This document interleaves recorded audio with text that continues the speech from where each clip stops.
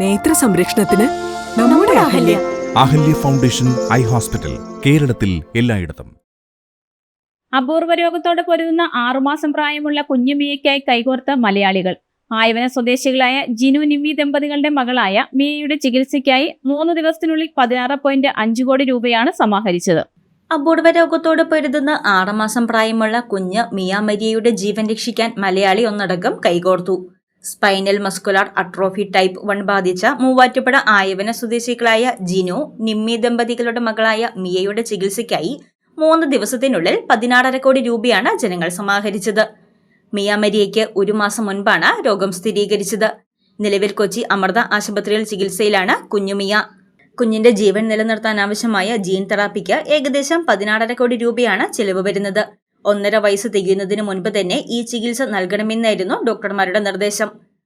SMA ബാധിച്ച കുട്ടികൾക്ക് ഭക്ഷണം കഴിക്കുക, ശ്വസിക്കുക, ഇരിക്കുക, നടക്കുക തുടങ്ങിയ അടിസ്ഥാന പ്രവർത്തനങ്ങൾ പോലും ബുദ്ധിമുട്ടാകാറുണ്ട്. നിലവിൽ ട്യൂബിലൂടെയാണ് മിയയ്ക്ക് ഭക്ഷണം നൽകുന്നത്. ലോകമെമ്പാടുമുള്ള മലയാളികൾ കാരുണ്യത്തോടെ കൈകോർത്തതോടെ നിസ്സഹായരായ ആ മാതാപിതാക്കളുടെ കണ്ണീരൊപ്പി മിയയെ ജീവിതത്തിലേക്ക് തിരികെ കൊണ്ടുവരാനുള്ള വലിയൊരു വഴിയാണ് തുറന്നത്. എത്രയും വേഗം മരുന്നെത്തിച്ച് ചികിത്സ പൂർത്തിയാക്കാനുള്ള ശ്രമത്തിലാണ് അധികൃതർ. പൊതുപ്രവർത്തകരുടെ നേതൃത്വത്തിലാണ് ചികിത്സാ സഹായത്തിന് തുക സമാഹരിച്ചത്. ജനങ്ങൾ നൽകിയ വലിയ പിന്തുണയാണ് പ്രതീക്ഷ നൽകുന്നതെന്നും എല്ലാവരോടും നന്ദി അറിയിക്കുന്നതായും മിയയുടെ മാതാപിതാക്കൾ പറഞ്ഞു. News desk Muvattupuzha news.